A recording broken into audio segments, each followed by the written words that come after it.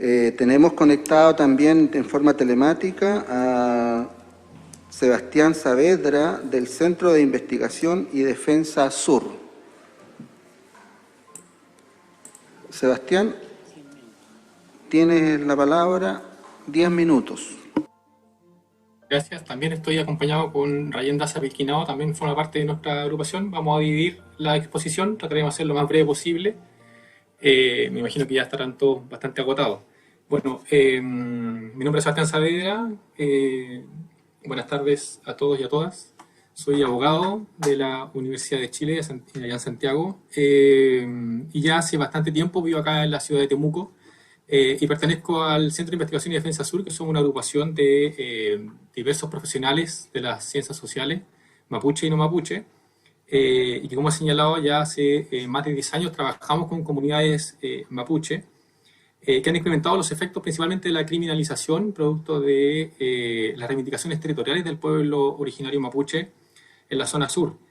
Y esto nos ha permitido ver los efectos que ha generado la falta de reconocimiento constitucional, y que ha caracterizado entonces la historia de este pueblo.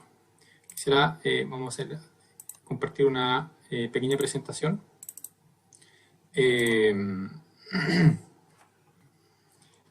Y en este sentido, entendemos que la desconfianza, y es lo que hemos podido apreciar y también lo hemos escuchado anteriormente, es sin duda el mayor obstáculo a la hora de elaborar el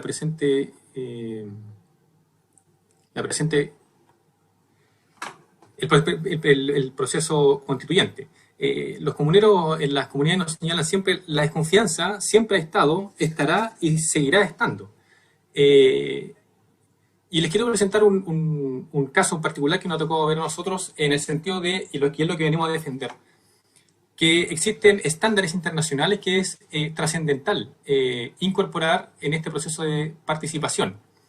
El caso de Alex Lemuna, a quien representamos nosotros en el Centro de Investigación y Defensa Sur, un joven de 17 años que fue muerto el año 2002. El caso fue sobreseído en la justicia chilena y la familia debió recurrir a niveles internacionales, a la Comisión Interamericana. El año 2017 recién la Comisión recomendó al Estado de Chile reabrir el caso. El caso está con juicio pendiente durante este año y también le recomendó el restablecimiento de tierras. Y solamente este año también se le han devuelto tierras a la comunidad Alex Lemun. ¿Qué quiero decir con esto?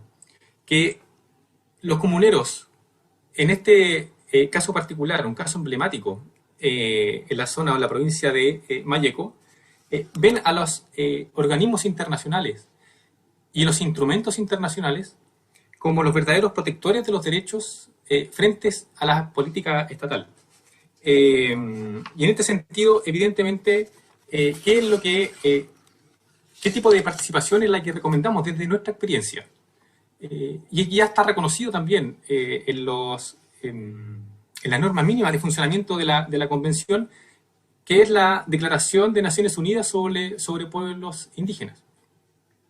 Esta declaración, como ya me imagino ustedes ya han tenido oportunidad de revisar, establece determinados parámetros. El principal de ellos, principalmente la libre determinación de los pueblos, reconocido en el artículo 3 de la declaración.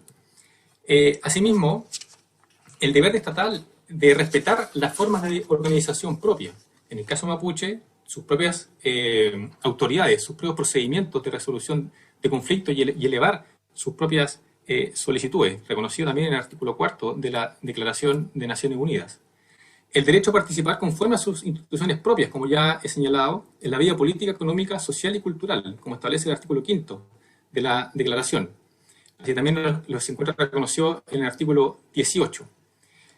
El objetivo de la consulta, en base a esta Declaración de Naciones Unidas, es encontrar el consentimiento previo, libre e informado de los pueblos indígenas. Y en este sentido entendemos una diferencia con los elementos establecidos en el convenio 169. No es solamente una consulta previa informada, sino un consentimiento libre, previo e informado.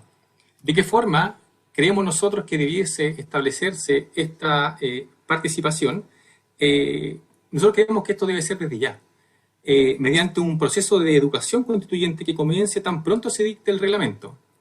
En estas materias que hemos señalado, en primer término, en la forma en cómo se creará la norma constitucional, es decir, el flujo de creación de la norma, en qué momentos van a participar y cómo participarán los pueblos indígenas, establecer además y educar en relación a todas las instancias de participación que habrá en el proceso de formación de la norma, la libertad que tendrá cada pueblo de elevar sus solicitudes o de realizar las consultas determinadas en base a sus propias instituciones. Y asimismo, indicarles cuáles serán los órganos encargados de introducir la participación de los pueblos originarios en la creación de las normas. ¿Quiénes deberá determinar estos mecanismos de participación? Bueno, como lo indica la declaración, deben ser los propios pueblos. Ellos son los titulares de los derechos específicos y los que deben definir cuáles son sus instituciones propias y de qué forma realizarán este procedimiento. Entonces, ¿qué deber nace entonces para la Comisión a partir de este estándar? Entendemos nosotros que debe ser una regulación mínima, con el objeto de permitir la mayor participación posible de los pueblos originarios, en el sentido de no coactar mediante reglamentación demasiado estricta la forma en que los pueblos determinarán, en definitiva, su forma de participar. Esto entendemos precisamente que es la concretación de la libre determinación. Asimismo, entendemos que la Comisión tiene un deber aquí de introducir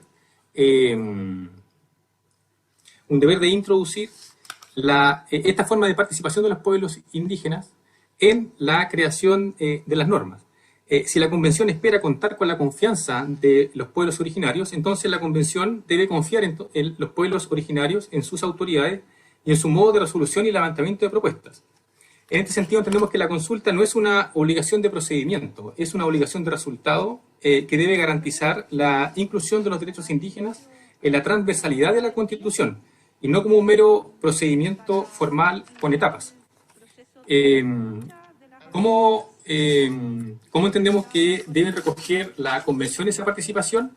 En primer término, mediante la Secretaría Técnica, que entendemos que estaría siendo elaborada por la Convención, en el mandato del artículo 20 de las comisiones provisorias, quien deberá encargarse de recoger y ordenar las propuestas para presentarlas a la Comisión de Participación, y en segundo término, mediante una comisión permanente de consulta y participación que debe traducir esto en propuestas normativas para la nueva Constitución. Ryan, tú. Marimar Compulamien, buenas tardes a los y las señores y señoras constituyentes. Habla Rayén Daza Pilquinao, abogada. Y bueno, esta segunda parte, primero comienzo con una pregunta que es ¿cómo pueden incidir los pueblos indígenas en el proceso constituyente?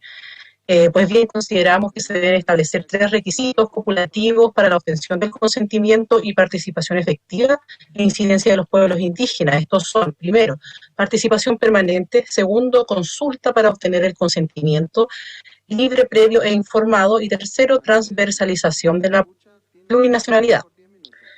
Ahora desarrollo.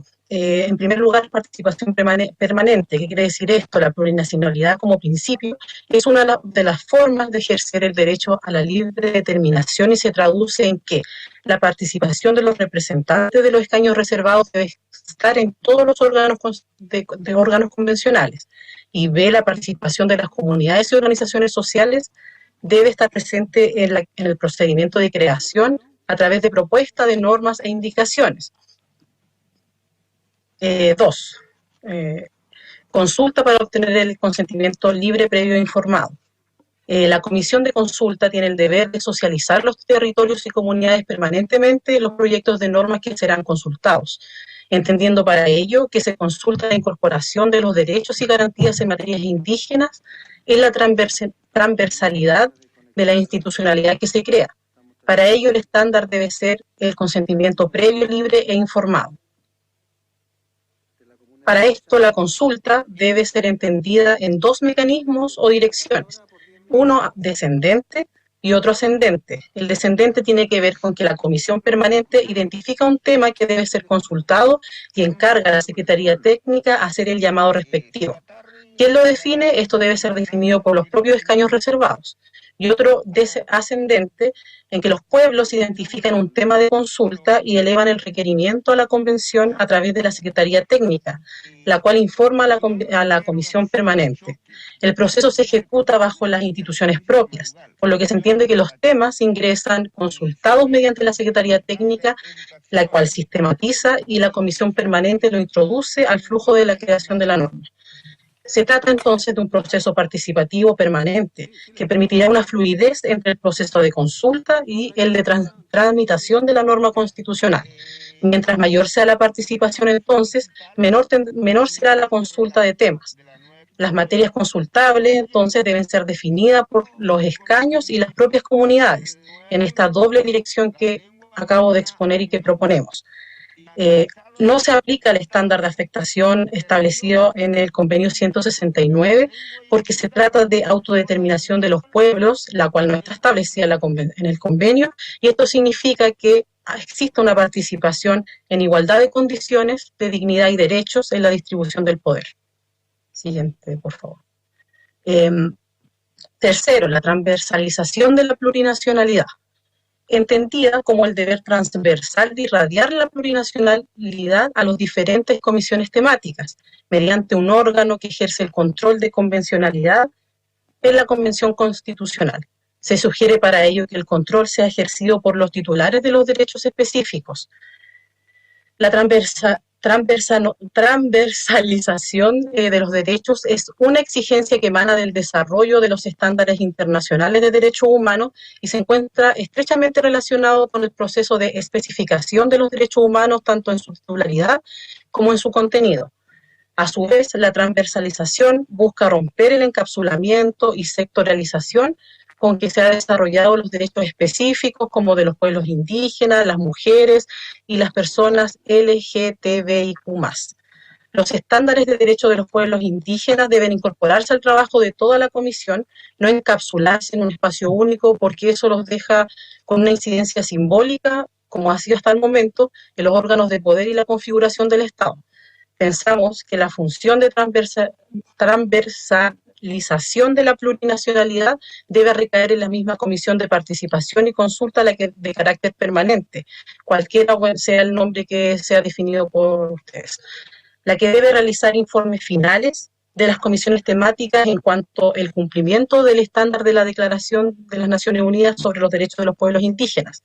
Además, durante el trabajo de las comisiones temáticas tendrá la potestad de actuar a requerimiento de alguno de los escaños reservados si estos identifican materias que no cumplen el estándar antes señalado de la declaración. Por ejemplo, se consultó el derecho al agua y las comunidades expresaron su consentimiento en cuanto a que éste sea reconocido como un derecho colectivo, el cual debe ser restituido a las comunidades de los territorios respectivos. Y por otra parte, la comisión que trate el tema decide hacer primar los derechos particulares privados de aprovechamiento de agua por sobre este derecho fundamental que las comunidades requieran. La comisión de transversalización controlará si esa regulación cumple o no con el estándar de la declaración. Señorita Rayén, le quedan 2 minutos para redondear, por favor. Sí, estoy terminando, disculpe. Bueno, la composición. La integración de esta comisión debe ser por los escaños reservados y convencionales no indígenas, porque permite desarrollar en plenitud la idea de plurinacionalidad y confiere legitimidad al actuar. Y por último, ¿cuáles deben ser las funciones? La comisión de transversalización debe controlar el estándar de la declaración de manera integrada al flujo de la norma, y creemos que es fundamental que efectúe el control de convencionalidad antes de la votación del Pleno y también durante el trabajo de las comisiones. Muchas gracias por su atención.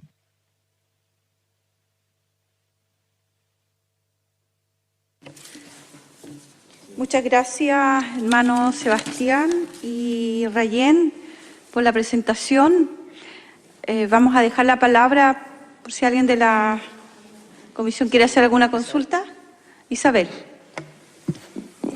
Rayén y Sebastián, por aquí Isabel Godoy del Pueblo Coya.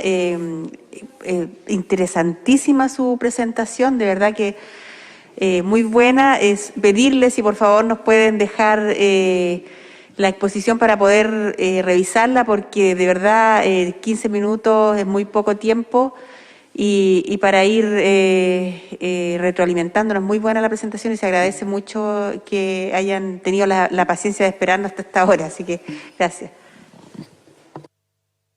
Hermano Lexi, igual, que tiene la palabra.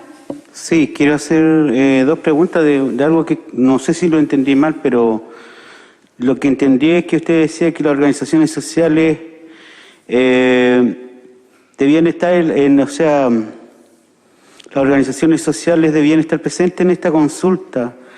Y esto, la pregunta es cómo se vincula con la libre determinación de los pueblos, y la otra pregunta es ¿por qué tienen que estar las organizaciones sociales y la participación indígena? Porque yo siento que eso es propio de los pueblos originarios. No sé si yo lo entendí mal en la exposición, a lo mejor por eso prefiero preguntarlo. Al menos yo no hablé de organizaciones sociales, no sé si Rayen lo hizo. No, la verdad no hablé de organizaciones sociales como que estén sujetos a participación indígena, no, como consulta o a la creación de la norma, no estamos hablando de la particularidad de los pueblos indígenas en la definición de sus propios objetivos y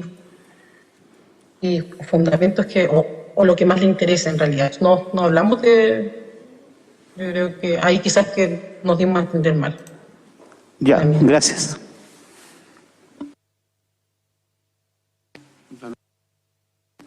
Hermano Fernando, ¿tiene la palabra? Corte de nuevo.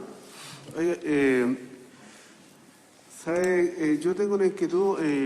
Esta pregunta que le voy a hacer ya se la he hecho a otros abogados, pero siempre cuando se llama hay miradas distintas referente al tema jurídico. La inquietud mía cuando se llama ustedes, ¿cuál es la mirada jurídica que tienen referente al tema del decreto 66? Porque la verdad siento que nosotros estamos pensando hacer algunas acciones para anular, por ejemplo, este obstáculo, por ejemplo, que vamos a tener, por ejemplo, en la consulta. Entonces, por lo tanto, yo les pido a ustedes si es que nos pudieran dar alguna pincelada, ¿cierto?, de su punto de vista, ¿ya? Sí, bueno, de mi parte, yo creo que no es aplicable el decreto 66. Se trata de medidas administrativas que regula y no un proceso constituyente como el que estamos presenciando. Y también tenemos por un aspecto que es político. Como señalé al inicio de mi presentación, la desconfianza es un elemento fundamental en la relación de los pueblos originarios y el Estado o la institucionalidad. En particular, lo que a mí me ha tocado vivenciar con el pueblo mapuche. Entonces, seguir con las prácticas que se tenían con anterioridad al proceso constituyente y retomando la necesidad de un proceso político constituyente como el que estamos viviendo, es mirado con esperanza a un conflicto que ya tiene centenario. Y por lo tanto es necesario reestructurar toda la forma de participación de los pueblos indígenas en la nueva constitución, salvo que quieran redactar una constitución que en 2 años no tenga ningún tipo de legitimidad. Evidentemente va a ser necesario modificar y superar el decreto 66. Gracias, maestro. Sí, complementar igual con que el decreto 66 también se dictó como normativa que le da sentido al convenio 169 y como nosotros estamos proponiendo que el estándar sea la Declaración de las Naciones Unidas sobre los Derechos de los Pueblos Indígenas, que habla de consentimiento y no entendido como se le ha querido, restrictivo respecto de consulta previa y solo si hay susceptibilidad de afectación directa. Eso, complementar solamente. Gracias. Chaltuma y Lamián. Muchas gracias, Rayen y Sebastián, en representación del Centro de Investigación y Defensa Sur. También quiero aprovechar la instancia para poder agradecer siempre el apoyo permanente que nos están entregando. Así que un abrazo y le damos un fuerte aplauso.